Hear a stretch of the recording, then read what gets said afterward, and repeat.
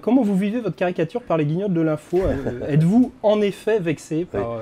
Écoutez, j'ai commencé mon meeting, le meeting l'autre jour à Toulouse, où il y avait 3500 personnes, en disant en effet.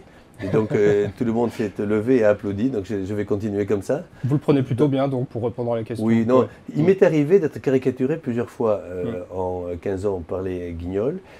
Première fois c'était très gentil, c'était quand j'étais ministre de la Santé.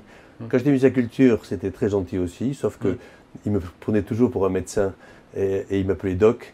Et parfois, il y avait quand je voulais rentrer dans une salle de spectacle avec mon smoking et ma petite figurine, je disais, mais qu'est-ce que vous faites, monsieur?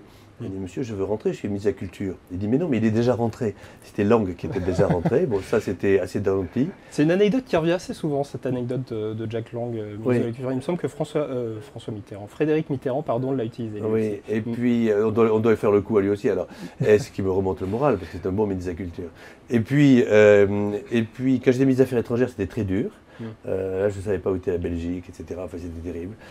Ça me touchait plutôt. Et puis maintenant, alors c'est plutôt sympa, je trouve. D'abord parce que je suis revenu. Et vous savez, il y a deux sortes d'hommes politiques. Il y a ceux qui sont dans les Guignols, ceux qui n'y sont pas. Autre question plus sérieuse. Sur le plateau de l'émission des Paroles des Ex sur France 2, il y a quelques semaines, François Bayrou s'est tourné vers vous. Vous étiez dans le public en disant que vous n'étiez pas, je cite, le prototype de Premier ministre. Vous êtes déçu de ne pas être son Premier ministre, a priori? Non, vous savez, je rentre dans cette... J'espère que, puisqu'on parle de trucs perso, je vais vous dire que ma vie a complètement changé. En 2006, quand j'étais ministre des Affaires étrangères, où j'ai créé donc, cette organisation internationale qui s'appelle United, qui...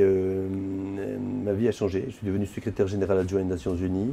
On soigne 8 enfants sur 10 contre le sida. On est en train d'éliminer le paludisme. Un enfant meurt toutes les 3 secondes d'une maladie évitable et curable. Ma vie est là aujourd'hui, j'ai envie de continuer.